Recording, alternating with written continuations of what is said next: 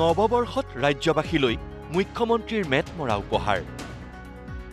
1 জানুৱাৰীৰ পৰা কি হ'ব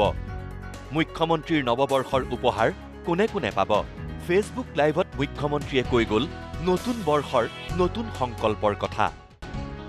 ইংৰাজী নতুন বৰ্ষৰ প্ৰথমটো দিনৰ পৰাই ইটোৰ পিছত সিটো ভাল খবৰে আহ্লাদিত কৰিব ৰাজ্যবাসীক প্ৰথমে মুখ্যমন্ত্ৰীয়ে দিয়া ভাল খবৰটো দি লওঁ ৰাজ্যৰ লাখ লাখ চৰকাৰী কৰ্মচাৰীক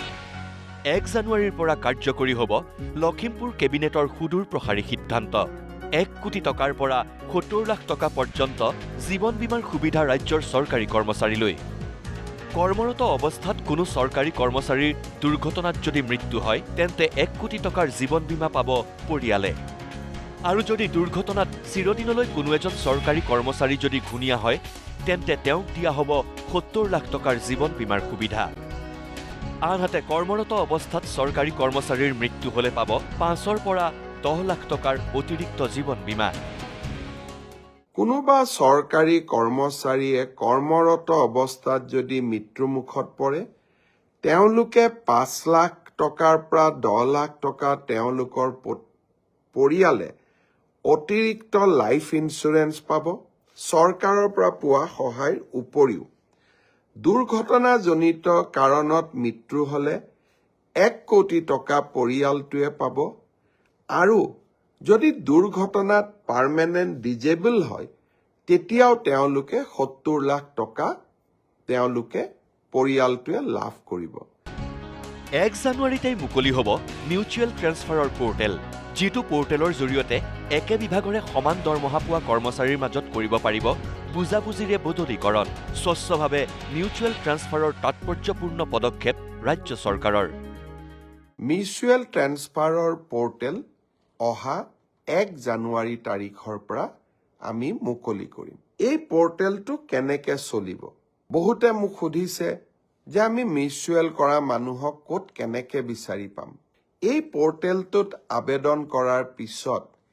একে বিভাগৰ একে পে স্কেলৰ কৰ্মচাৰীৰ মাজত আমি মিউচুৱেল ট্ৰান্সফাৰ কৰাৰ বাবে প্ৰচেষ্টা কৰিম এই পৰ্টেলটো প্ৰায় 2 মাহ জুৰি খোলা থাকিব 1 জানুৱাৰীৰ পৰা 28 ফেব্ৰুৱাৰীলৈ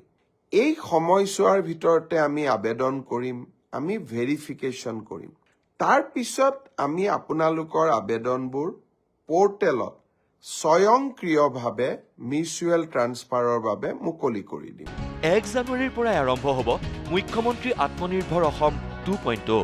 দ্বিতীয় সংস্কৰণৰ বাবে ৰাজ্যৰ 1,54,000 নিবনুৱা যুৱক যুৱতীয়ে পঞ্জীয়ন কৰিছে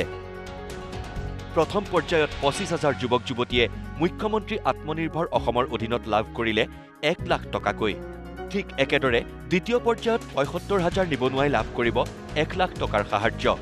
দুটা কিস্তিত পাব সৰ্বমুঠ 2 লাখ টকাৰ আৰ্থিক সাহায্য